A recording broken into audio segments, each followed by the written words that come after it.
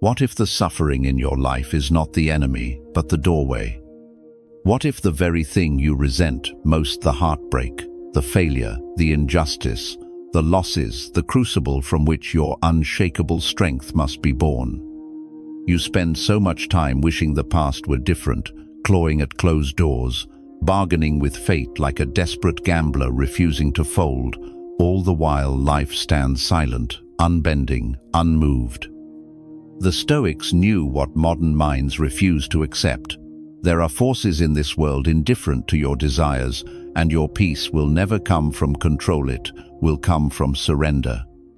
Marcus Aurelius wrote, "Objective judgment, now, at this very moment.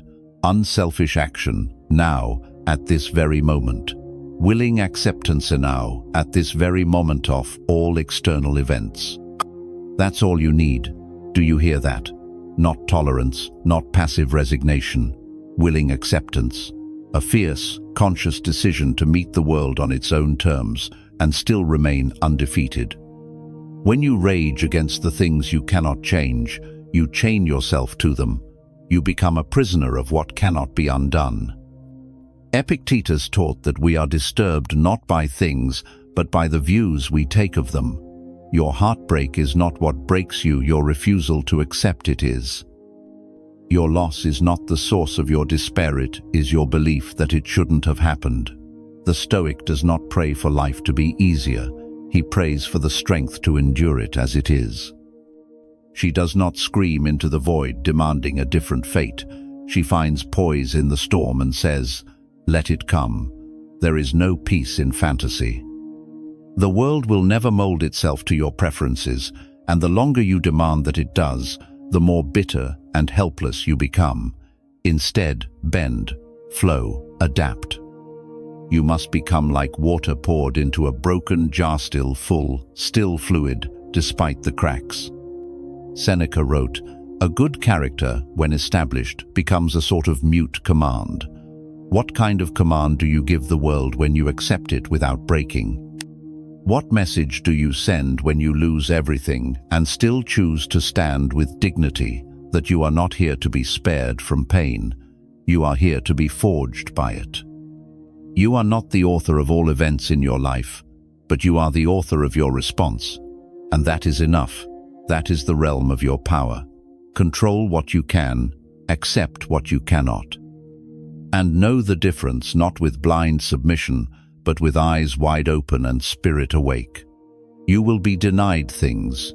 People will hurt you and never apologize. Plans will unravel.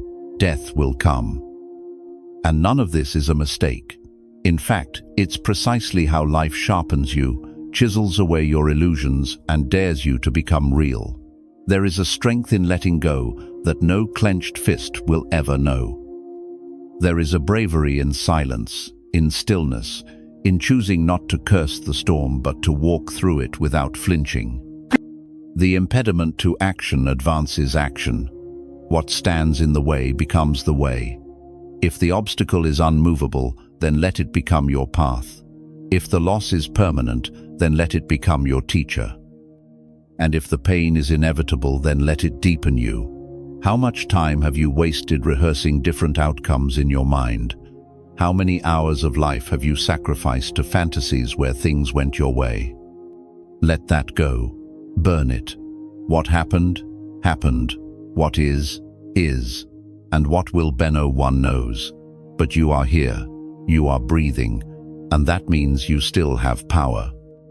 Not to change the past, not to rewrite fate, but to choose your next step with clarity, courage, and calm. That's the only kind of power that ever mattered. Not the power over life, but the power within it.